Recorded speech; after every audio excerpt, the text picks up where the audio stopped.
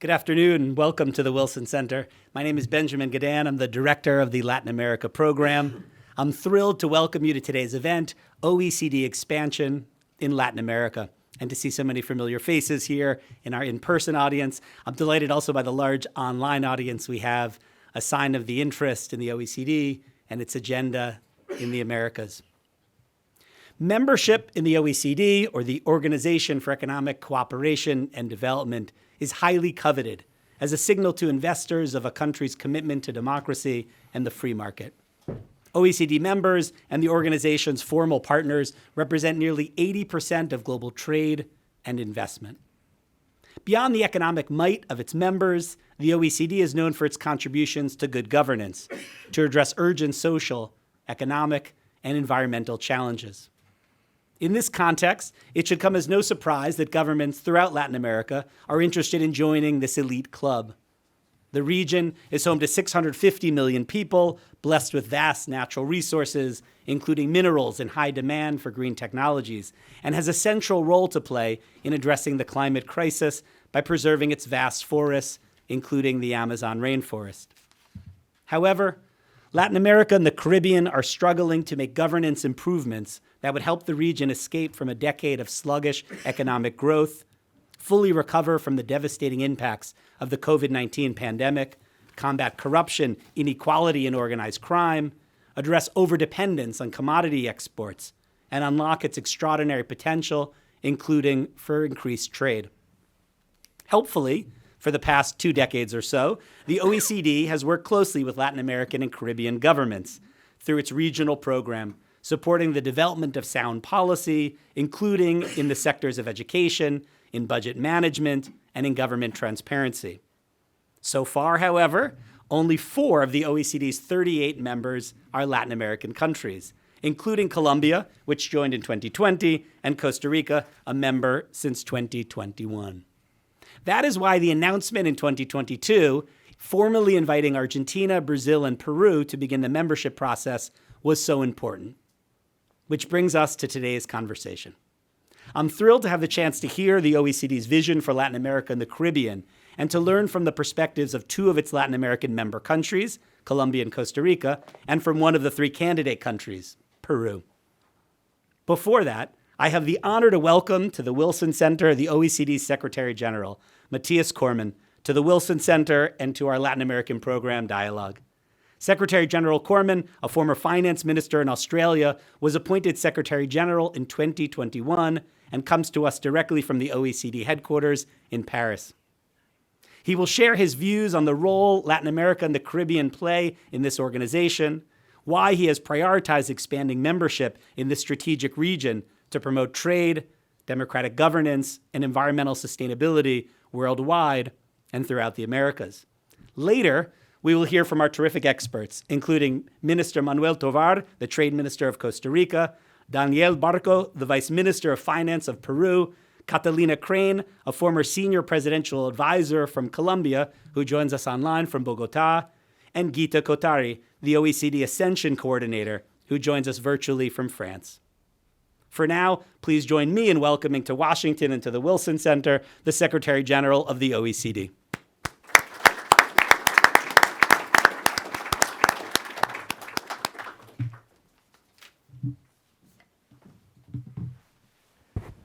Well, thank you very much for that very warm introduction. And it's great to be here with my good friend, the Minister for Trade for Costa Rica, Minister Tovar, dear Manuel, Vice Minister for Finance for Peru, Daniel Barco, Catalina Crane, distinguished guest colleagues, friends of Latin America and the Caribbean all.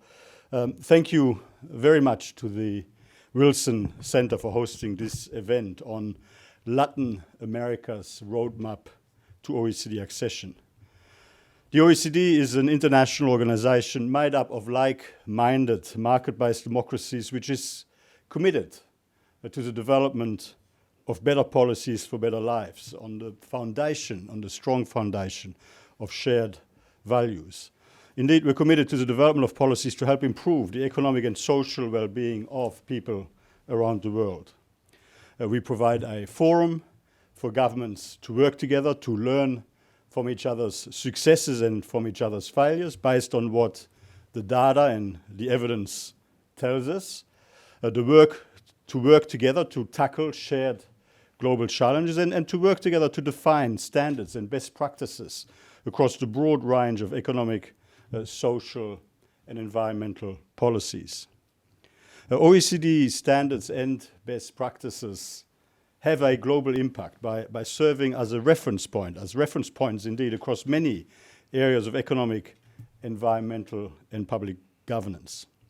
Through our global engagement, through our engagement with partner countries around the world, we work to integrate those partner countries and economies into our knowledge base. We provide a platform for policy dialogue and peer learning, and indeed we promote our OECD standards and best practices to those countries around the world and support efforts to level the global playing field.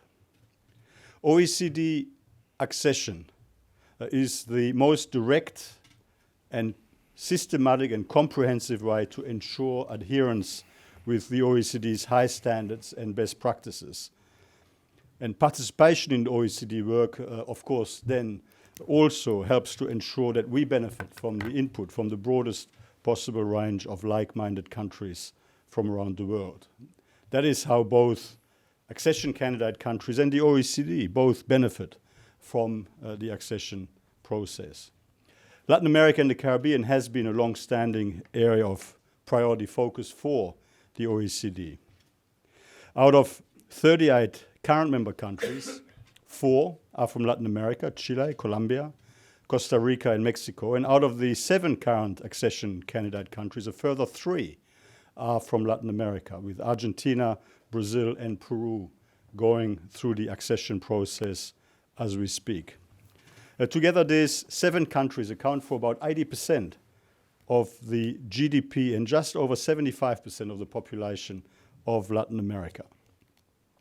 More broadly, our Latin America and the Caribbean Regional Program has, since 2016, helped bring countries in the region closer to the OECD, supporting countries' accession ambitions. Accession is a positive transformational process which drives evidence-based policy reform in candidate countries. The process involves candidates aligning their legislation, policies and practices with the OECD's high standards and best practices. It covers almost every area of economic policy making, from anti-corruption to digital, environment, health, infrastructure, social protection, education and more. There are many benefits for countries pursuing OECD accession. They include increased credibility and trust, facilitating better access to global markets. Indeed, seeking OECD accession signals to the international community that a country is committed to following best practices in economic, social, and environmental policies and governance. That helps make a country more attractive to foreign investors and trading partners. Access to valuable data and analysis comes also with membership. OECD membership provides access to a wealth of data, research and analysis, helping countries to make more informed and more effective policy decisions. Then there is the capacity building and technical assistance. OECD membership comes with access to a wide range of capacity building programs and technical assistance, helping countries to strengthen their institutions and governance structures and improve policy implementation. There is the benefits in terms of increased trade, investment, economic growth and opportunities. By adhering to OECD standards and best practices and through increased economic cooperation with countries around the world, countries can attract more foreign direct investment and foster a sustainable economic growth. There are the opportunities for peer learning and networking. Through participation in OECD committees and working groups, countries can learn from the experiences of other members and build valuable connections with policymakers and experts from around the world. Overall, OECD accession can help countries in Latin America and the Caribbean strengthen their economies, improve governance, and enhance their integration into the global economy. And of course, the benefits of accession are not one-sided. New members increase the relevance and impact of our standards, instruments, and best practices. They bring new policy perspectives and experiences into our internal processes and conversations, which help strengthen the relevance and impact of our work. Latin America is no exception. Latin America and the Caribbean has a central role to play in supporting global policy cooperation, given its young and diverse population, its rich natural resources, including critical minerals like copper, graphite, and nickel, its extraordinary biodiversity, its massive renewable energy potential, and of course, the commitment of many governments across the region to mutually beneficial policy cooperation. Our engagement with countries in the region builds on a long-standing history of cooperation. This year, Mexico celebrates 30 years of OECD membership. Chile has been a member since 2010. Colombia and Costa Rica joined the OECD as members in recent years after decades of engagement with the OECD. An accession, we would say, was a powerful driver of important reforms in each of these countries. For example, as part of their accession efforts, Chile and Colombia significantly improved the governance of their state-owned enterprises. Colombia reformed its justice system to improve judicial capacity, performance, and integrity. Costa Rica transformed its national statistics system and strengthened its competition authority. Turning to the candidate countries, Argentina, Brazil, and Peru, we have made good progress. OECD committees are fully engaged in the technical reviews of Peru's legislation, policies and practices, identifying recommendations to improve adherence to OECD standards and best practices. We're carrying out preparatory discussions in Brazil, engaging with 16 ministries, and most recently we have finalized the accession roadmap for Argentina and will formally launch the process in coming weeks. Looking ahead, the accession process and the OECD's outreach in the Latin America and Caribbean region more broadly will help advance several important structural reform priorities. First, leveraging global supply chains to increase productivity. To further seize the opportunities of global supply chain investment and integration, countries in the region can ease regulatory burdens and enhance the effectiveness of competition agencies. The accession process will help candidate countries to leverage OECD expertise on regulatory effectiveness, trade facilitation measures, and competition enforcement to make progress in these areas. Second, enhancing opportunities for human capital development and reducing barriers to formal employment. Between 2000 and 2020, only 24% of growth in Latin America and the Caribbean came from improvements in labor productivity. To put that into perspective, that compares to 96% in China and 80% in India. Investment in education, skills development, and lifelong learning will be critical in the years to come. So incentivizing greater labor force formalization is also an important priority. On average, 42.8% of the population in Latin America and the Caribbean depend solely on informal employment. The region needs effective social protection systems and lower regulatory costs for employers to tackle this issue. Lifelong learning and training strategies can also help bring workers who left school early back into formal employment. OECD labor education and skills policy best practices will help governments in the region tackle informality and equip children and workers with the skills they will need to prosper in future labor markets, including by focusing on digital and green skills. Third, building economic and social resilience to future climate shocks and contributing to effective carbon mitigation efforts. If designed and managed appropriately, efforts to tackle climate change can be a source of greater productivity, more and better jobs, and greater trust and social cohesion across the region. Our analysis has found that the green transition could increase job creation across Latin America and the Caribbean by 10.5% by 2030, above the baseline scenario. We have developed an action plan for the region to build infrastructure and ecosystem resilience to the effects of climate change and to accelerate climate mitigation efforts, including by implementing nature-based solutions such as habitat restoration. The region also plays an important role in OECD efforts to support effective climate action on a global level. 9 countries from across Latin America and the Caribbean already take part in the OECD's Inclusive Forum on Carbon Mitigation Approaches, which is designed to help optimize global emissions reduction outcomes through better information sharing, evidence-based mutual learning, and inclusive multilateral dialogue. So in closing, the OECD is and remains strongly committed to building our productive engagement in Latin America and the Caribbean, and to support further reform and high-quality growth across the region. This includes our support to Brazil's G20 presidency and Peru's APEC host here, who as key global and regional players have set ambitious agendas to advance international cooperation on poverty reduction, investment, effective global climate action, and global tax cooperation. And the accession processes with Argentina, Brazil, and Peru are going to be an important element in our engagement with Latin America, which we believe will have beneficial impacts across the broader region. So I look forward to listening to the discussion, to hearing your views, and to continue to work with all interested partners who want to support our efforts to make this happen. So thank you very much for giving me the opportunity to start.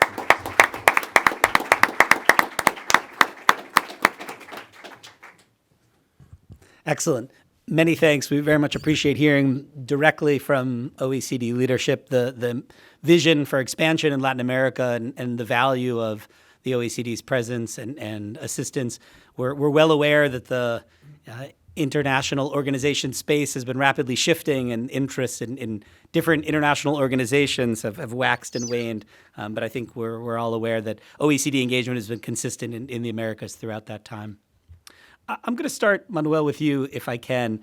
We'll get to the second most relevant question, which is the value of participating in the OECD. We've heard of some of the benefits as described by the Secretary General. But first, the process of getting there, which is not simple, which is excruciatingly long and uncertain, and requires an enormous amount of patience and political skill, consensus building. I want you, if you would, not now in your current role as trade minister, but when you were serving as the lead for Costa Rica in the so-called ascension process, what was it like? What were the ups and downs? What were the uncertainties? And, if you would, do you think that, your experience will be similar to what Argentina, Brazil, and Peru might have in front of them as they accelerate this process, this long process toward full membership in the organization?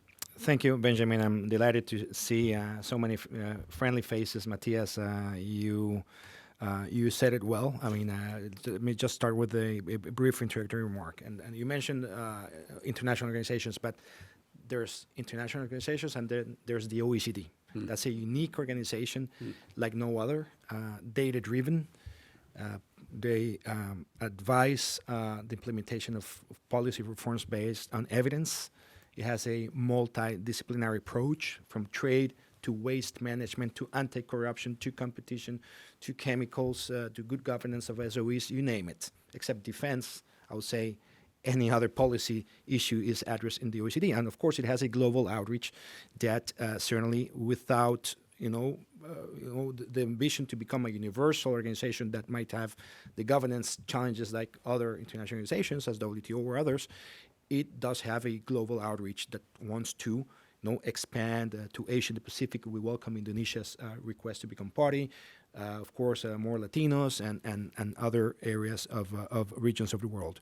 In the case of Costa Rica, we started our accession process back in 2012. It was a lengthy process. It took us 3 years to convince, there were 34 members, why Costa Rica had a role there. Small economy, developing economy from Latin America, Central America, and the Caribbean. However, we were not the smallest economy. We were not the only developing economy. And we were not the only Latino country being part of the OECD. It took us 3 years to knock on the doors to showcase why Costa Rica had the credentials to potentially become an acceding country to the OECD. Our commitment to global trade, open trade, which is part of the foundation charter of the OECD, is based on open trade. It's a country committed to sustainable development, as very few you can find in the global scenario. And the OECD's 1/3 of the acquis of the OECD is dedicated and devoted to a sustainable and healthier planet. A country that has devoted efforts to to consolidate as a beacon of democracy in a challenging region. So these are the values that the OECD represents. It's a coalition of like-minded partners who share visions, who share commitments, as the ones that I mentioned. 3 years of diplomatic, encounters with the 34 members plus the EU, and finally, after 3 years of these efforts, we initiated our accession process back in 2015 when the members reached consensus over the launch of the accession process in Costa Rica. Then it took us 5 years to fulfill all of the committees, 22 committees in our case, that demanded us some sort of action in terms of reforms, legal reforms, many of them.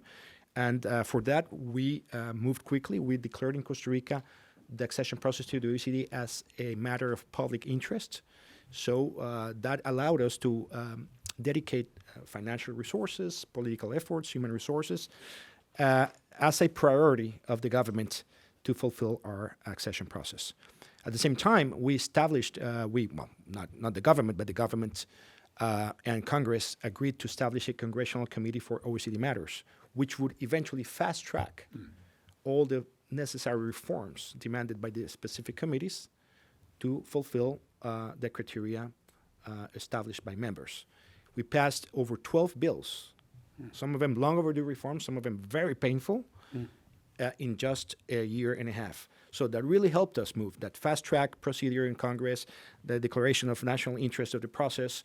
So that allowed us to move fast. And of course, throughout the process, there's committees that have more weight than others.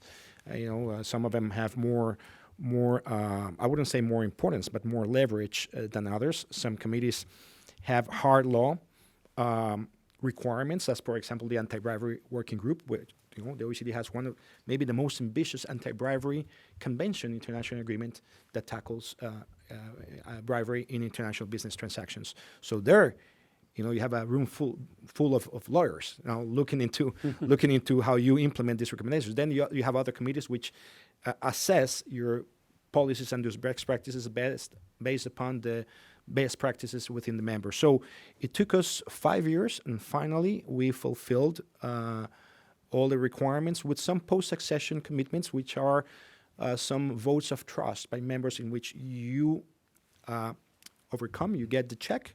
However, you have some pending homework to do, but because you behaved properly and you fulfilled most of the most critical recommendations, then they say, yeah, check, but come and report to us how you implement this. We had 6 post-accession commitments. Just to let you know, still from the generation, from the class of 2010, I won't mention countries, there are some countries that still have to fulfill some of their post-accession. Costa Rica has fulfilled 4 out of their 6 post-accessions in just a year and a half. We have 2 remaining, and the commitment is to fulfill those within our term. So I think that it has proven to be a very lengthy process. My suggestion to ongoing processes is that they allocate the necessary resources, the necessary political priority. Otherwise, it will be challenging to advance. Let me just quickly follow up with this notion that once you're a member, you're more likely to adhere to OECD principles. What's the leverage the organization has at that point? What keeps you bound to these ideals so much so that you're continuing to meet these commitments, which sometimes require a great deal of political will? Why stay on this path once you've achieved your goal of OECD membership? Well, the same path that drove us to seek membership. I mean, we want to just improve ourselves and continue improving our governance, improving our policies to become a better version of what Costa Rica is. On the second hand, we see this as a very important tool for FDI strategy, sitting across that table with the most developed economies, the coalition of the most mature countries when it comes to most of the political domains, it is like a seal of guarantee. Investors, many multinationals, when I meet with them, they say, Costa Rica is a member of the OECD. If it's not me, it's them who raised it. And I say, well, you took the path of reforms, and you're a trustworthy partner. And certainly we use that a lot when we pursue investors that come to Costa Rica. And it's either us or it's either them who highlights our OECD membership. And thirdly, I would say also that we want to inspire others, not necessarily for OECD membership, but we want to inspire our neighbors within our region to pursue their own policy reforms. And we have a moral commitment, and that's why also we wanted to join the OECD, because we have some challenges in our region, and we want to be some sort of poster boy for them to advance in some important reforms for their own sake, but also for our own sake. The better our neighbors are, the better we are. And I should have mentioned that your terrific ambassador is here with us today, joining us. And so we well know the successful model that you've built in Costa Rica. And so welcome. Catalina, the question for you is now on the benefits of OECD membership. We've heard that Costa Rica, having earned this designation, uses it regularly in its pitch to investors. We heard from the Secretary General that it is designed in part to attract foreign direct investment. What has Colombia experienced in this relatively short time in seeing the benefits of membership, whether it's in encouraging investment, whether it has to do with technical assistance? What have you seen as the upside now that you've reached this goal? Okay, thank you very much, and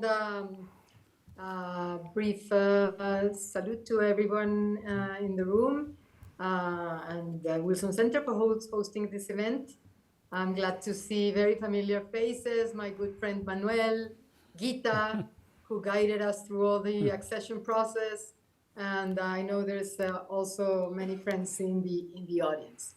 I'll start by saying, well, I'm going to turn into Spanish. I knew this wasn't going to turn out very well in English. My English got very rusty after coming back to Colombia the last 10 years.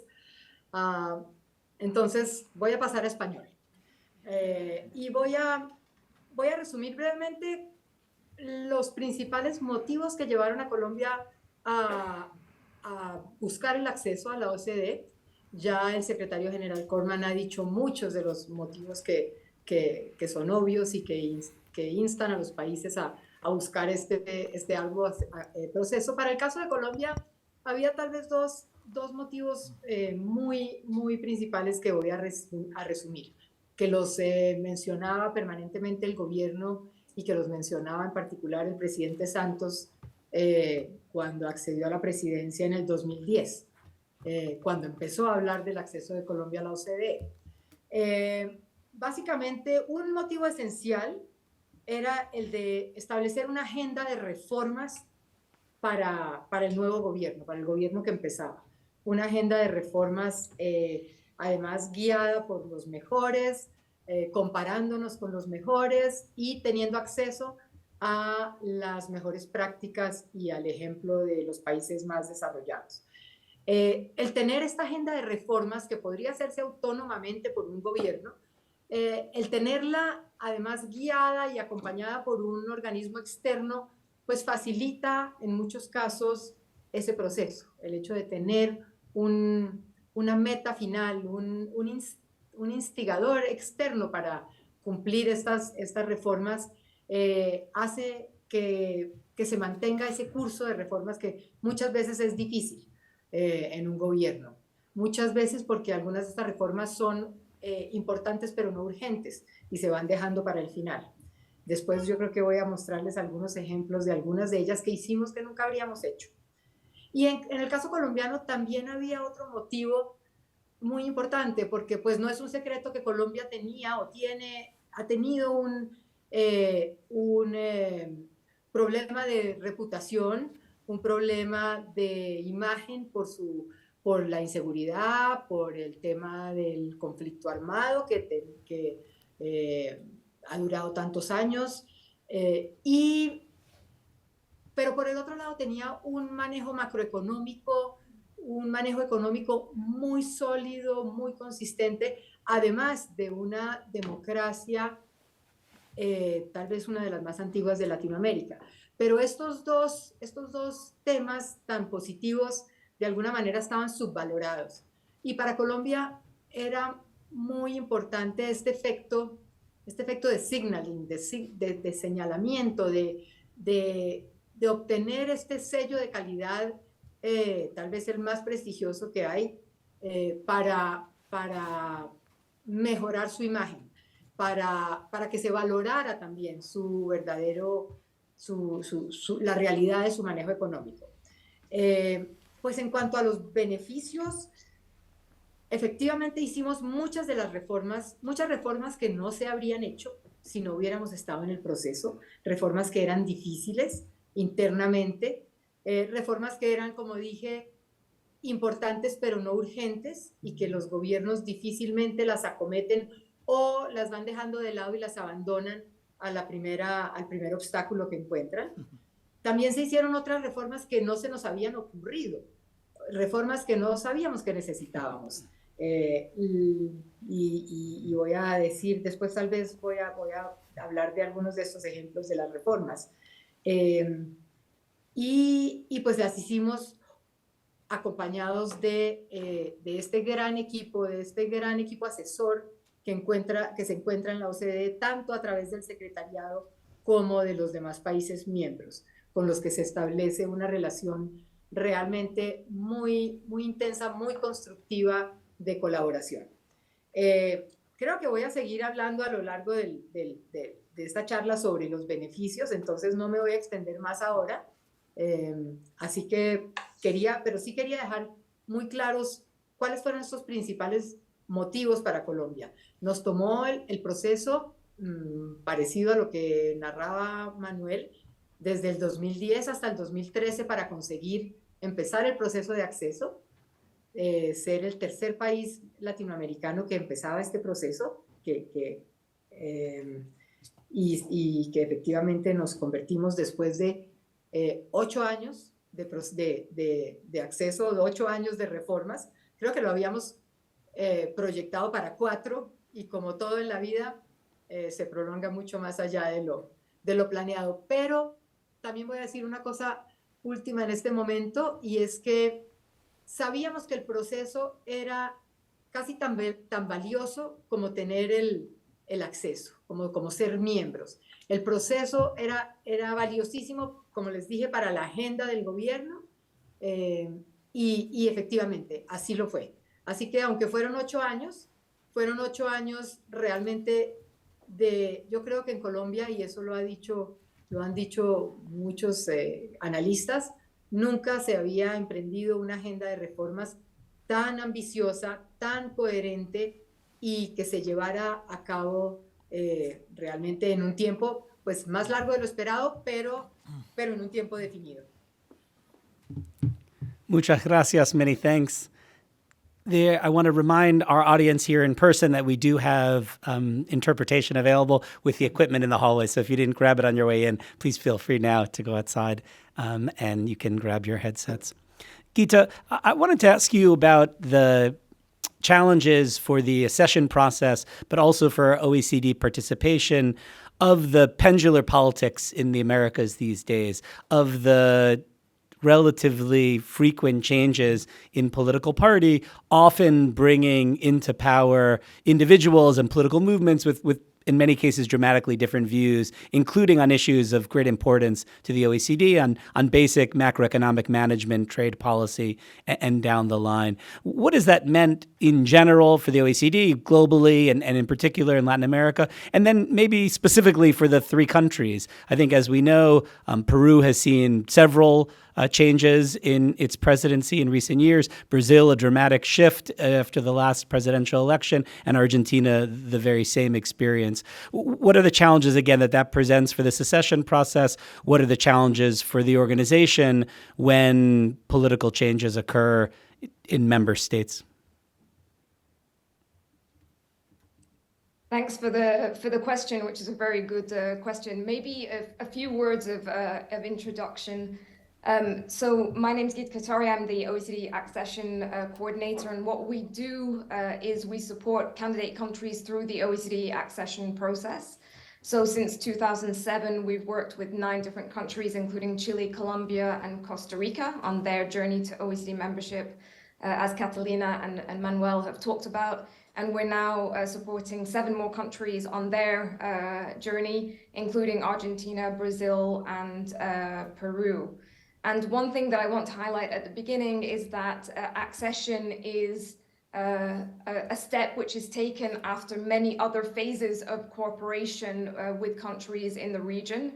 And here I want to acknowledge the role of our Global Relations and Cooperation Directorate, who has really been a driving force behind our strengthened engagement with Latin America.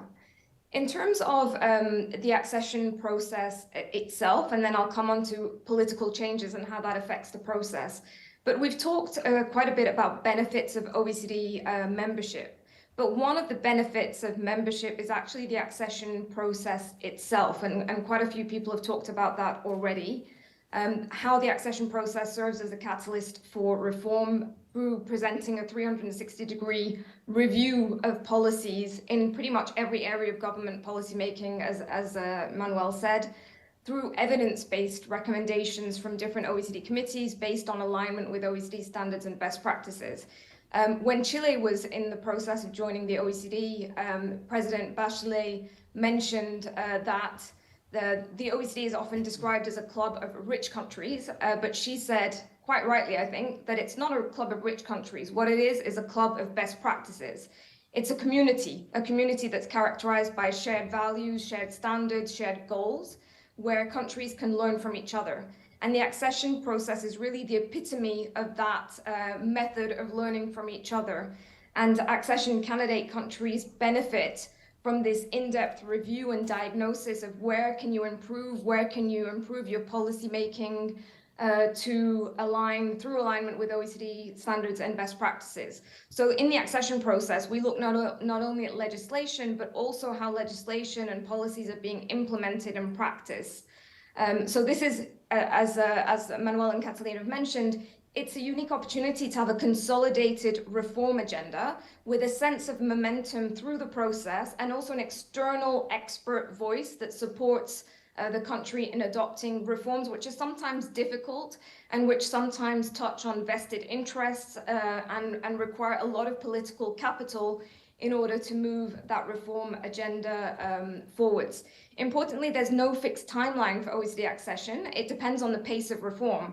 So we're going as fast as we can, but we take the time necessary to get the reforms right. And in this way, and I'm coming on to your question about political support, OECD accession is really a dialogue between the member countries of the organization and the candidate countries. It's a partnership that's aiming to improve policymaking and outcomes. And it requires strong support and active engagement from all parts of government and lots of other stakeholders too.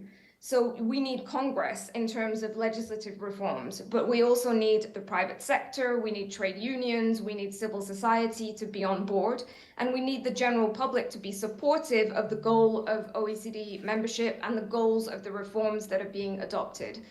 And in this context, cross-party political support is the best way for the OECD accession process to be successful. And of the countries that are going through the process right now, we see that in a number of cases.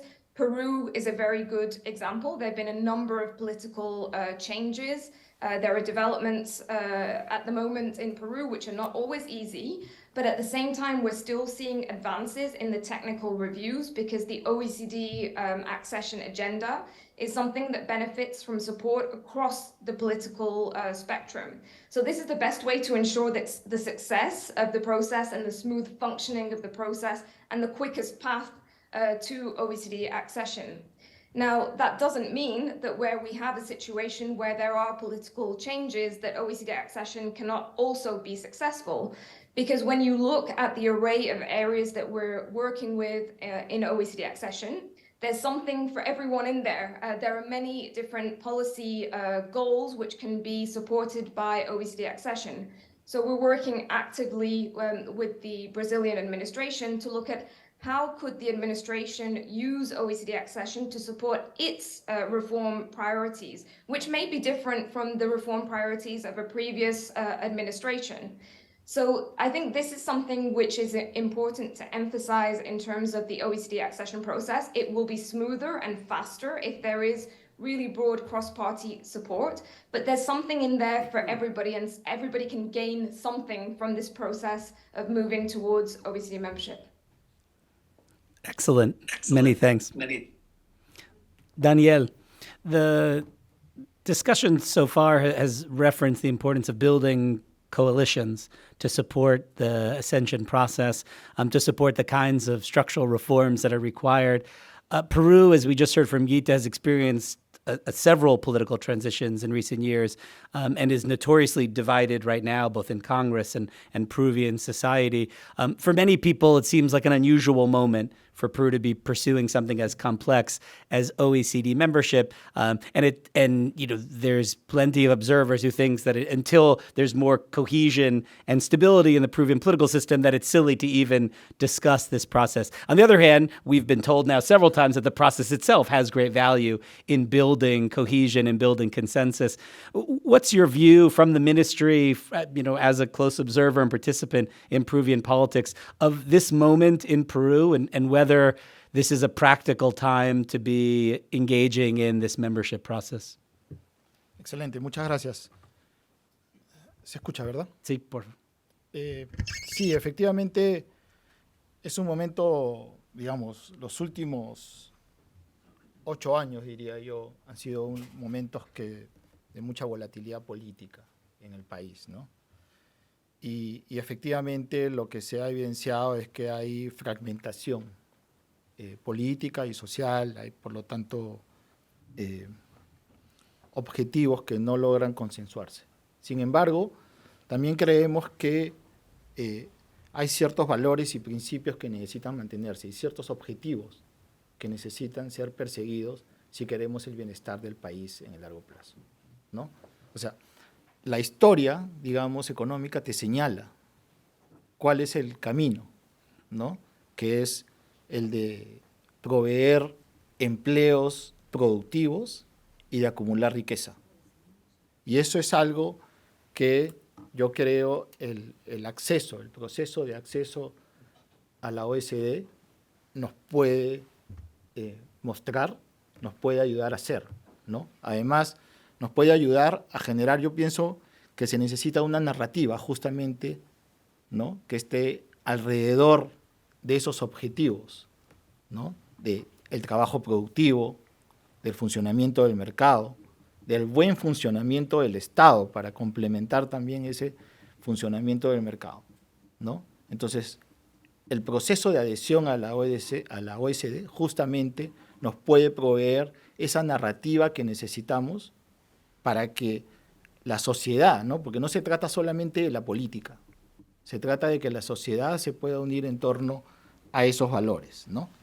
Y, a ver, y de hecho, yo diría que el proceso que venimos siguiendo desde el año 2012, porque en verdad fue el año 2012 en el cual el Perú expresó su deseo, ¿no? Su intención de adherirse, creo que hemos venido logrando triunfos, ¿no?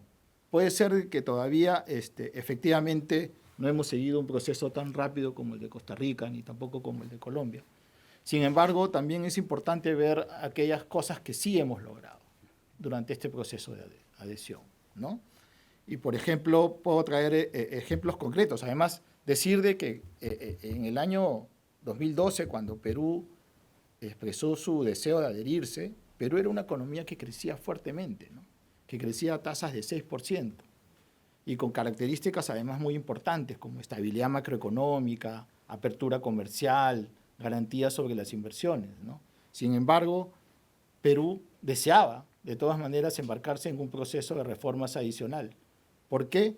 Consciente de la volatilidad que podía tener ese crecimiento, ¿no? De que parte de ese crecimiento efectivamente estaba fundamentado en unas características súper importantes que acabo de mencionar, pero también en la evolución favorable de los precios de los metales, ¿no? Entonces, si se quería mantener, digamos, ese crecimiento, había que hacer reformas adicionales, ¿no? Y ahí en el Perú siempre se dice, ¿no? El Perú, la macro es buenísima, pero lamentablemente hay un montón de reformas más micro que tienen que ver con funcionamiento del Estado y del mercado que todavía necesitan hacerse para poder generar esa fuerza interna, que no solamente venga de los shocks favorables del exterior, sino que venga desde adentro, desde la fortaleza del mercado, desde la fortaleza de la innovación, ¿no? Para hacernos crecer a esas tasas sostenibles que nuestro objetivo son de 5%, ¿no? Y en concreto, digamos, el proceso de adhesión hasta ahora nos viene trayendo beneficios, ¿no? Por ejemplo, te doy 3 ejemplos concretos, ¿no? En cuanto al secreto bancario, por ejemplo, eso era un tema que era tabú en el Perú, ¿no? Era inimaginable cambiar eso.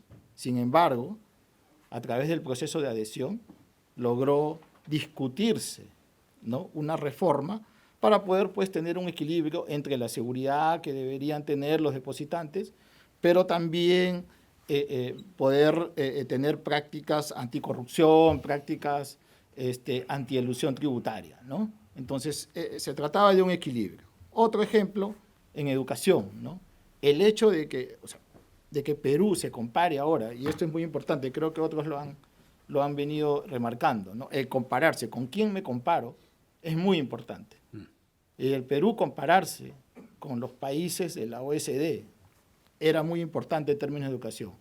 Comenzó a la cola, sin embargo, ha venido mejorando en los resultados de educación. Y uno tercero, muy importante, en el proceso de calidad regulatoria, ¿no? El Perú ha adoptado reformas muy importantes en temas de calidad regulatoria con muy importantes resultados, ¿no? Ahora, por ejemplo, se están usando el análisis de calidad regulatoria, el análisis de impacto regulatorio, ¿no? Para las normas. Y, por ejemplo, en el caso del análisis de calidad regulatoria, se ha hecho un barrido a todos los trámites que realiza el Gobierno Nacional. Y se han eliminado 30% de los trámites. Y se han simplificado más de 1.800 requisitos.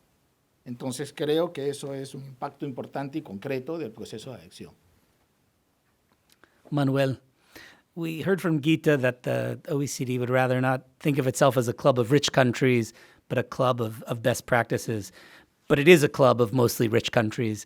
And its goal is to apply this set of economic principles and best practices on new members that are coming in from the developing world and sometimes smaller economies. My question for you, in your experience in the ascension process and now as a full member, is do these policies apply effectively to some of the newer members in these candidate countries? Should the OECD be adapting its practices to some of these new members? We did hear from the Secretary General that some of the benefits of bringing in new members is to bring in their perspectives. Or do these apply equally to the kinds of members that are now being invited to participate in the organization? One of, as I mentioned at the beginning, the OECD is a very unique organization where you have a wide variety of countries from taking it from their size, their relevance in the global economy, global markets, their development, their population, and of course their regional location. I think that certainly what the Secretary General highlighted is true. I mean, I think that what makes of international organizations so rich is the diversity. Costa Rica brought its tropical touch.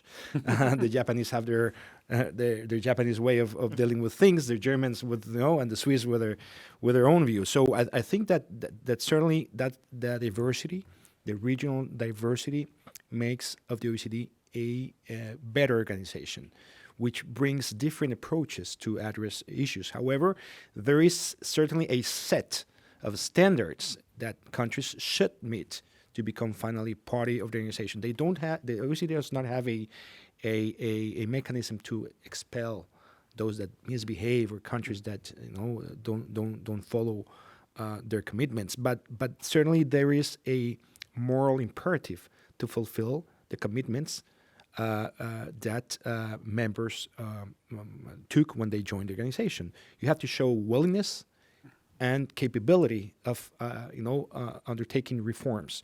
And they really follow closely. Believe me, it's not an easy task. It takes years. And you have to fulfill your word. As I mentioned as well, at the same time, the OECD has a unique role because it does provide advice, and they listen very well within frameworks as the G7 and G20, We never thought that Costa Rica would be sitting in a room where we have the Sherpa of the OECD addressing my own country, Central American country as Costa Rica. And we sit there and we see the Secretary General participating in the G20 leader summits, in the G7 summits. And that's very important because our voice as members organization is in a way heard or transmitted by these gentlemen to those guys, those economists that actually are the ones that take the initiative to set up the international standards. So Costa Rica, under equal footing, participates not only in the rulemaking, but also in the discussion of the most relevant and ways to address the common challenges. And remember that the OECD was born to respond to a crisis, World War II. But the OECD has always, and Matthias, that's his job, to respond to crisis. And we've come crisis after crisis after crisis. We don't know which one will be the next, but certainly the OECD has succeeded in providing a response to the different types of global crises, from the global pandemic, the disruption of supply chains, wars, geopolitical conflicts. So with this, I wanted to say that yes, diversity is important, but there are common values that you must share, you must abide. There are standards that you have to fulfill, and that's incorporated. Those are incorporated certainly after a specific assessment to each country, where candidate countries are assessed vis-a-vis the acquis of the OECD. They will tailor-made a roadmap to those economies. Maybe my challenges are, I may have challenges that are strengths to Peru or other countries, but you have to go through the whole process. And certainly the work of LEG, of Legal Directorate, and the Accession Process Coordinator is critical, because there are some sort of brokers.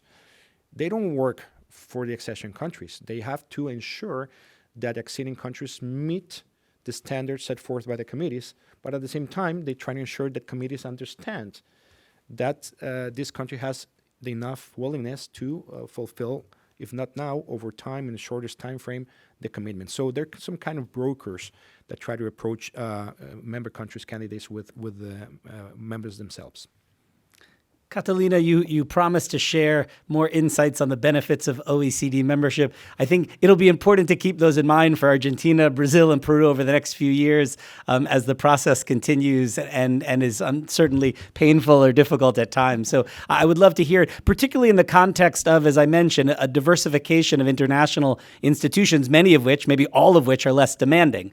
If you think about participation in, you name it, the Belt and Road Initiative, in the BRICS grouping, these are organizations that celebrate the lack of conditionality, that distinguish themselves from some of the traditional international organizations by not making demands on members. And so, again, I think it'll be valuable to have front of mind some of the material benefits that you get from membership as this slog continues.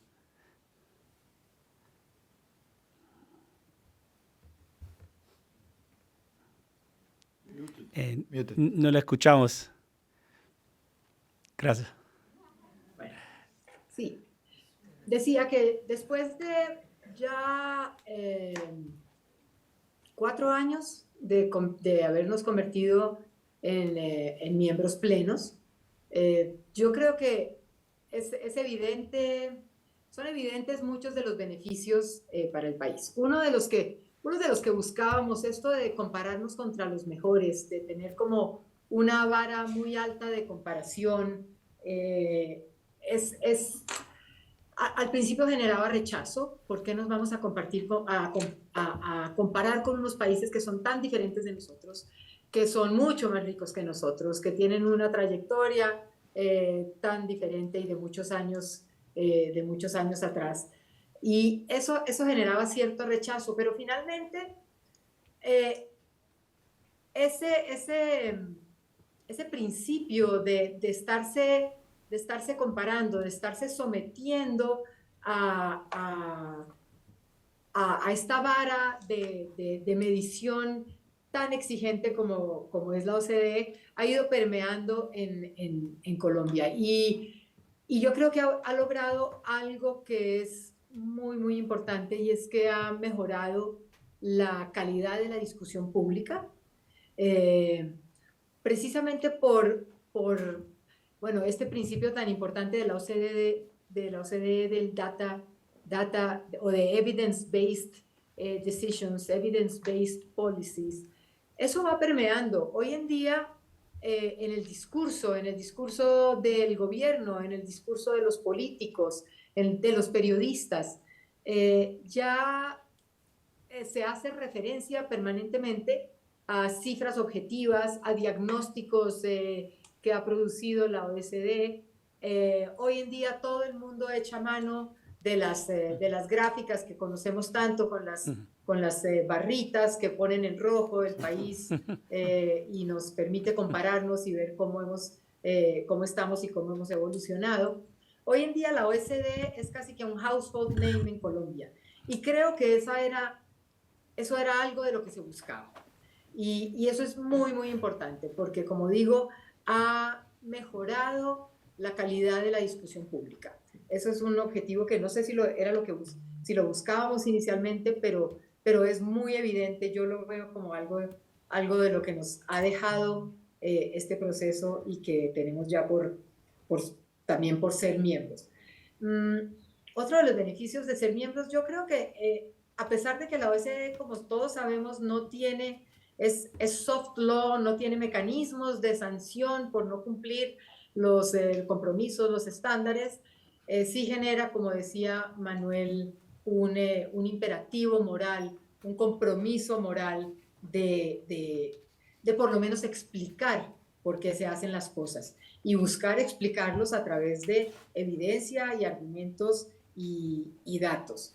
Y yo creo que eso no se borra de un plumazo, aunque haya cambios en las orientaciones de los gobiernos. Las entidades, las instituciones se vuelven resilientes a los logros, con los logros que han tenido, resilientes frente a intentos de echar para atrás, de hacer retrocesos. Y esa resiliencia yo creo que es algo que la OCDE permite pues nos fortalece y nos da esa resiliencia. Entonces, yo creo que esos dos beneficios muy intangibles, pero muy, muy importantes, han sido algo que hemos visto después de haber obtenido nuestra membresía. Y creo que los vamos a seguir observando. Efectivamente, los cambios de gobierno, los cambios de orientaciones políticas, claro que son un reto, pero los han tenido todos los países, inclusive los países tradicionales de la OCDE, y los han sabido y han podido navegarlos. Y asimismo esperamos que países como los nuestros, que también van a estar sujetos a cambios, que han estado sujetos. En Colombia tenemos un cambio a partir del 2022 a un gobierno francamente de quiebre frente a lo anterior, un gobierno de izquierda, un gobierno que tiene otras orientaciones, pero que de alguna manera ni siquiera lo ha usado como un argumento irse en contra de lo que se ha hecho o de las propuestas o de las recomendaciones de la OCDE. Porque difícilmente, y si uno mira los principios de la OCDE, sus recomendaciones ya puntuales y específicas, son difíciles de refutar por cualquier ideología. Nadie más concentrado o con énfasis en temas como la equidad que las recomendaciones de la OCDE, que no dejan de tenerlo siempre como un telón de fondo para todas sus políticas. Entonces, a pesar de estos cambios, de orientación política, de ideología, yo creo que el ser miembros de la OCDE nos va a permitir tener una base de estabilidad institucional y en nuestras políticas. Así haya seguramente frenos en el momentum que se traía de reformas o haya otras prioridades, pero pero creo que es particularmente valioso precisamente en estos momentos de cambios políticos esa membresía, el tener ese soporte institucional tan fuerte de la OCDE. Gita, we mentioned earlier some of the challenges to Peruvian membership in the OECD, the political fragmentation, the uncertainties in Peruvian politics. I think it's only fair for us to acknowledge that Argentina and Brazil also have some characteristics that may make, at least in the short term, the membership process somewhat unpredictable. In Argentina, of course, there's high levels of political polarization. The last government did not appear exceptionally enthusiastic about the OECD process. The new government, quite the opposite. And Brazil, the reverse. There had seemed to be greater interest, and arguably right now, there are other international institutions, for example, the BRICS that I mentioned earlier, that seem to be of greater interest for the current authorities than the OECD process, which requires quite a bit of attention and political compromise and leadership. So I wonder if I could get you, if you'd be willing, to speak somewhat specifically about the Argentine and Brazilian approaches right now to OECD membership and what we might expect then in the coming years in terms of their own commitments to this process. Yes. So OECD accession, for me, it's not something which is achieved actually within the space of an accession process. It's a long journey. The OECD has been engaging with both Argentina and Brazil over decades, as I mentioned earlier. Before the accession process started for each of those countries, there's been phases of progressive cooperation and engagement in different policy areas. And that's a strong and long-lasting relationship, whatever political changes may take place. So we'll see potentially more or less progress being made in the accession process, depending on the priorities of different administrations and depending on the approach that they take towards the OECD. But ultimately, we're convinced that both Argentina and Brazil will become OECD members. It's the natural progression in the relationship between the organization and each of those countries. And I think in this respect, some of the things that all three other panelists have talked about are important, because when a country engages in OECD accession, it's not an objective of one particular administration. It can't be an objective of just one particular administration if it's to be successful, because what it's really about is setting the country on a path of reform towards certain goals. And the idea is that this is long lasting. So it's about committing to a certain method. Catalina talked just now about how OECD membership has improved the policy discussions and the political discussions in Colombia, because you change the way that you think about issues. You're going to ask questions, well, we're thinking about what to do on this particular issue. What does the OECD say? What do OECD countries do on these issues? By becoming an OECD member, you have a full economic survey every 2 years, which comes up with a list of recommendations for countries to consider in terms of shaping the reform agenda. There's a series of reviews that take place in different policy areas. So you become part of this community of policymakers committed to learning from each other. And one of the important things that both Manuel and Catalina spoke about is that countries that are joining the OECD or are OECD members are not necessarily implementing the standards because they have to, because a lot of our standards, as mentioned, are not actually legally binding. They're soft law standards. So countries are implementing those standards because they believe it's in the best interests of the country. And that's what's so strong about the OECD method, which is based on consensus among all of the member countries. And that's what you join when you become an OECD member. And one of the things you spoke about earlier was the increasing diversity in members, and is that a challenge in terms of adapting standards and policies to new members? While at the same time, we have a consensus-based approach, there is a recognition that not all countries are the same. So even during the accession process, you're not going to get the same recommendations for Costa Rica as you will get for Peru or as you will get for Indonesia. First, because the policy challenges are not the same, but also because each of those countries have different characteristics, different contexts, which are taken into account in the recommendations that the OECD will make. A recommendation which may work for Croatia will not work for Peru, which has a very different policy mix and context. So there's a recognition of there's not a one-size-fits-all approach, but at the same time, everyone is aiming at the same goals and considers that aligning with the standards and best practices is the best way to reach those goals. So that's essentially what it's all about, despite different political changes that may take place. And that's why we often say OECD accession is really a state objective rather than a political objective of a specific administration. Let me ask a quick follow-up, but first let me get the audience here at the Wilson Center prepared. You'll have your opportunity to ask questions in just a moment. We'll have a microphone available. My question is about the decision-making processes within the organization. You've just, Gita, referred to the idea of consensus-driven decision-making.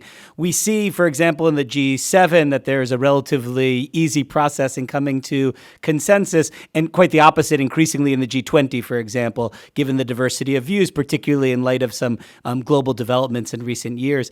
What's the approach been then to expanding membership and diversifying membership, keeping in mind this imperative of making all decisions by consensus? That's a very good question. Consensus decision-making is challenging with a group of countries that have sometimes different policy views. But ultimately, I think it's one of the reasons for the success of the OECD, because the outcomes that we agree upon by consensus are strong outcomes because everyone is fully committed to them. It's not always an easy process. It requires compromise. It requires each country to give a little in order to find the right landing zone and to find an agreement. But ultimately, everyone comes away from that satisfied with the fact that we've managed to achieve a solid outcome that will be long-lasting because everybody has ultimately agreed to that outcome. And that's very different in a situation where you make decisions by a majority vote, where some people don't really feel ownership over the output. And so this consensus decision-making, while it may be challenging and while it may become more challenging with a diverse array of countries, ultimately, I think characterizes the OECD and is what makes the strength of the OECD.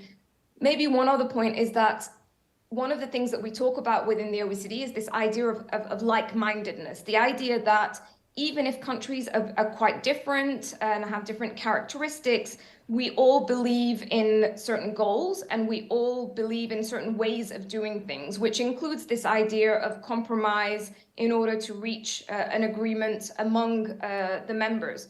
And during the OECD accession process, while we're looking at alignment to standards and best practices, the candidate countries are also becoming part of that community and seeing the way that the OECD works from the inside in terms of the methods we use in decision-making and discussions in order to reach consensus. So it's sort of a progressive move into this community and into these methods of discussion and decisions where we all give a little in order to reach an agreed outcome. Many thanks. Questions, please raise your hand. I'm going to take 2 or 3 questions if there are, and then we will distribute them appropriately.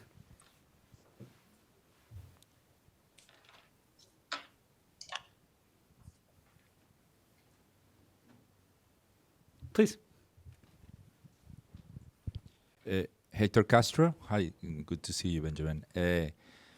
I'm affiliated with the World Bank these days and also lead a consulting firm here in DC named Health R.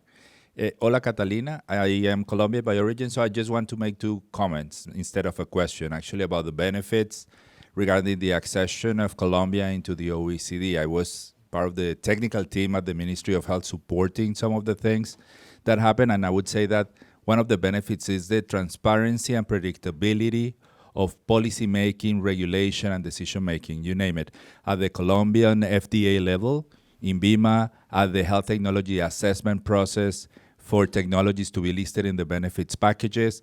Actually, at the time, and even now, after 4 or 5 years, the levels or the bar of principles and standards in Colombia are very similar to those of high-income countries. So I think it's something that is worth mentioning. You know, whenever you create or raise the bar, usually that bar stays high, even if the presidents change or whatever. At the end of the day, gold standards are gold standards. So I would just wanted to stress that and say hello to Catalina. Many thanks. Daniel, while others consider their own questions, let me ask you another one about particularly the trade agenda of this organization. We're clearly living in a moment historically where there's not a great deal of momentum for open markets and for free trade.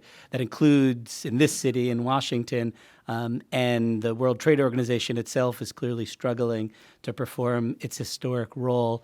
How have you seen the OECD work as an engine of global trade integration? How is it working in its ascension process? Peru clearly has always had this export-driven orientation, but again, we're living in a moment where protectionism has been increasing, frankly, everywhere, and certainly in OECD member countries themselves. What's your sense of the role of the OECD in global trade integration? Lo que pienso es, aquí quiero decir dos cosas. Uno, quería decirle a Catalina desde hace rato, yo quiero tener eso que tú tienes, realmente, ¿no? El acceder a la OECD y poder estar comparándonos, tener esas gráficas y que los hogares pues sepan todos qué es la OECD y estemos comparándonos, ¿no? Ahora, con respecto al comercio, el Perú tiene definitivamente un compromiso muy fuerte con la apertura comercial, ¿no? Han pasado todos estos periodos de volatilidad política y eso no ha cambiado, ¿no? Digamos, los aranceles nunca se aumentaron, los tratados comerciales se mantuvieron incólumes. Es más, se siguen todavía negociando tratados comerciales con países importantes como, por ejemplo, ahorita mismo estamos en un proceso con la India, con Indonesia, ¿no? Entonces, ese compromiso por parte del Perú se mantiene. Y ahí referirme a otra cosa que creo que es uno de los grandes beneficios de este proceso de adhesión y de terminar adhiriéndonos a la OECD, ¿no? Que es algo también, creo, a lo cual Catalina también se ha mencionado un poco, que es que esto actúa como un candado, ¿no? Candado a las reformas que se hacen. Es más difícil, ¿no? En países emergentes como el Perú, ¿no? Se hacen muchas reformas que pueden ser positivas, pero existe el riesgo de retroceder. Una vez que uno se vuelve miembro de la OECD, ¿no? Va a ser mucho más difícil poder retroceder en esas reformas que son importantes. Entonces, eso creo que es un gran beneficio, ¿no? del eventual acceso. Ahora, a otra cosa que quería referirme es que, si bien estamos hablando mucho de llegar allí, a ese objetivo, ¿no? Creo que el proceso que venimos siguiendo es muy importante, ¿no? Y ahí, por ejemplo, en septiembre del año pasado, la OECD presentó el Economic Survey para Perú, ¿no? Y creo que le dio el clavo en los retos estructurales más grandes que tiene la economía peruana, que son básicamente cómo funciona el Estado y cómo funciona el mercado. Y cómo funciona el Estado, ¿no? Ahí se refirieron a dos cosas que son muy importantes: la baja recaudación y la baja eficiencia de gasto, ¿no? Y por el lado del mercado, en el tema de la informalidad y la baja competencia que hay en algunos mercados, ¿no? Entonces, y bueno, y podemos conversar extensamente acerca de todo este tema, ¿no? Pero el punto es que el proceso de adhesión a la OECD, ¿no? Aún cuando se encuentra todavía en una etapa temprana, ¿okay? Va a poder permitirnos avanzar en reformas en estos frentes, ¿no? Por ejemplo, en materia tributaria y fiscal, ya se está trabajando en reforzar la administración tributaria, y hay grandes avances, ¿no? Ya, o sea, yo diría que allí es donde estamos con una calificación más alta, por ejemplo, y estamos prácticamente alcanzando ya los estándares más importantes y la autoridad fiscal ya tiene muchos más instrumentos, por ejemplo, para combatir la evasión fiscal y para mejorar la recaudación tributaria, ¿no?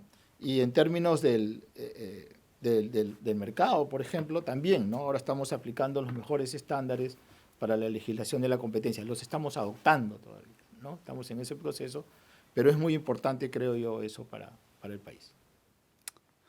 Manuel, the example of Costa Rica is frequently pointed to as a success in friendshoring, but we don't ever really get a definition of what type of friendshoring is referring to. What are the shared values that are of interest to multinational companies seeking to diversify their supply chains? I wonder if for you, the participation in the OECD is shorthand for friend and friendshoring, meaning when you're using that brand in your pitch to investors to integrating global supply chains, is the OECD, does that put the friend in friendshoring? Is that enough, mentioning it, that it becomes clear to those potential investors and the governments promoting the rejiggering of supply chains that Costa Rica should be included in that category?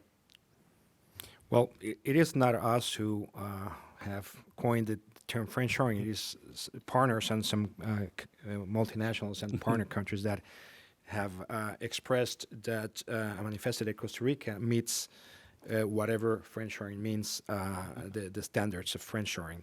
I would say that, as we mentioned in the beginning, the OECD was born and has continued to perform throughout the years and decades as a coalition of the like-minded. We mentioned that it's founding, since its foundations, the OECD Convention, not just in the preamble, but also in Article 2, refers explicitly about the commitment to ensure and secure open markets. Open trade, free trade is one of the commitments. Of course, there are some temptations by some countries to, undertake some policies that might, divert from that principle. But at the end of the day, despite that, I think that we still remain committed to ensure open trade. Second, the commitment to perform our policies, to conduct our governance under the principle of rule of law, which at the end of the day is fundamental for companies that want to put, want to invest somewhere, is critical. You don't want to put your money where you don't feel safe. A country that chooses the path of reforms and chooses to rank themselves, to compare themselves with the overachievers, that's also something important that showcases that you meet these standards. So friendshoring, as we understand it, and whether OECD partners are, respond to this trend, regardless of the term, I think that there is a common set of values, a common commitment to undertake and perform under these values that the organization promotes. And I think that's what brings us together. The OECD, and you mentioned, the political shifts, we've seen how some countries have moved from right to left in the spectrum. Still, the OECD, despite that, has succeeded in maintaining coherence in what they do and what the organization does, and what we try to pursue. So these ideological, geopolitical issues, of course, there might be some temptation to bring this to the table, but still the organization has succeeded in remaining a technical organization based on evidence. So yes, if being a country of the OECD that seeks to improve itself, if we abide by the principle of rule of law and democracy, that we're committed to a sustainable environment, that we're committed to open and free trade, that makes of us a suited candidate for this friendshoring trend, then we are a friendshoring partner in this regard. So I think that again, just to conclude, because there's something very important that I didn't mention in the very beginning. I'm looking here at Juan Antonio Andrea Schal from Global Relations and the Latin American Unit. We've been talking about OECD accession process. We have 4 Latinos as full members. We have 3 other Latinos in the process of accession. But the OECD has also different avenues of cooperation and engagement with Latin America and the Caribbean, not necessarily through accession processes, but we have the Latin American and Caribbean Regional Program, which is an outreach initiative which tries to bring non-OECD partners closer to some of the standards in areas as to enhance their productivity, to enhance social inclusion and better governance. And there you have non-members as Paraguay, certainly Peru. Well, Peru is a step further because they're an exceeding country. But you have other countries participating actively, even Barbados, in some of the debates within the organization. Now, this is something that the organization also has placed with Southeast Asia, with the Caucasus, with the MENA countries. So there's another initiative. A second initiative that I wanted to highlight is the Development Center, the OECD's Development Center, which is a very interesting forum where you have OECD economies and developing economies interacting. We have over 12, is it, Juan Antonio, like 12 Latin American countries, part of it, Dominican Republic, El Salvador, Guatemala, Paraguay, Uruguay, many others, and they sit tete-a-tete with OECD partners, and they try to address common issues, common challenges. So there's other means of engagement for Latin American and Caribbean that they should also try to interact and provide very valuable resources for them to upscale their policies to those of the highest, to the highest standards promoted by the OECD. Catalina, we just have a few minutes remaining, but I wanted to return to an observation you had made about the consistency of public policy and what the OECD guarantees. It's notable, given that I think is what the advantage is to investors, right? That the brand is not just that these reforms have been made in one moment in time, but that there will be more predictability in not only the quality of institutions and public policy, but in the direction of travel. Colombia, it's an important case right now. You have a new government, as you pointed out, that came into office with radically different ideas on foreign policy, energy policy, healthcare policy, security policy. So I wonder if just in our last moments, you might talk about the case study. What have we learned about the value and guarantee of OECD membership for the consistency of public policy in a case like Colombia, where an election brings to office individuals and a political movement with radically different ideas for how Colombia should be governed? Bueno, es un poco lo que estaba abordando en lo que dije anteriormente. Efectivamente, los gobiernos llegan con diferencias en sus políticas, en sus ideologías, y pues eso es exactamente el juego de la democracia y de la política. Entonces, pues así tiene que ser. Pienso que la OCDE nos da ese marco, nos da de alguna manera, aunque no puede impedir que haya cambios fundamentales y cambios importantes en las políticas y en la aproximación a la regulación, a la forma de hacer las cosas, sí da una base de estabilidad muy importante. Tal vez Héctor Castro, que intervino anteriormente, dio un ejemplo muy, muy específico de reformas que se hicieron, de mejoras institucionales que se hicieron y que difícilmente se van a echar para atrás con los cambios políticos, porque una mejora en el funcionamiento de una entidad, una mejora que la hizo más técnica, más transparente, más accountable a los ciudadanos, difícilmente se echa para atrás. Y aún más, cualquier gobierno nuevo que llega, independiente de sus políticas, pues va a estar sujeto a esos nuevos estándares a los que nos hemos ido acostumbrando a través de nuestro proceso de acceso.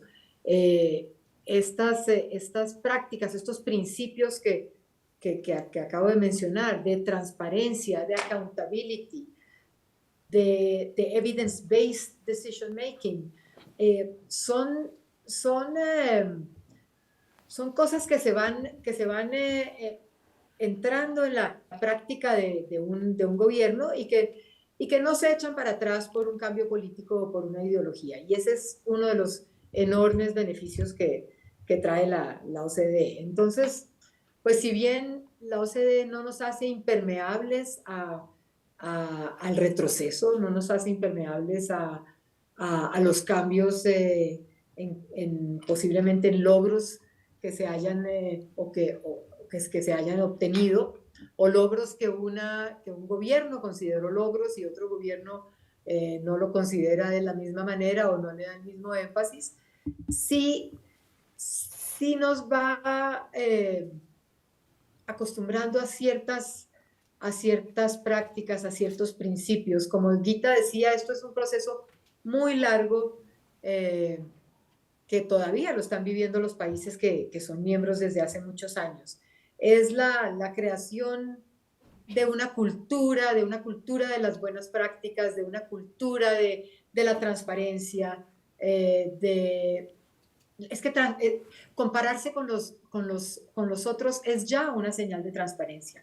Un país que se somete voluntariamente a que lo exhiban en las gráficas de la OCDE, a que lo discutan en los comités de la OCDE, a que sus políticas sean motivo de discusión en un organismo de este nivel. Es un país que tiene un compromiso con la transparencia, que tiene un compromiso que tiene una responsabilidad política.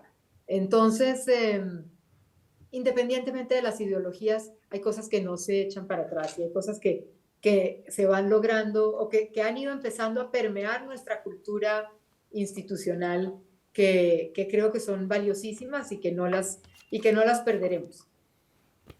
Matthias, Catalina, Gita, Manuel, Daniel, thank you so much. This was terrific. Please join me in thanking our guests.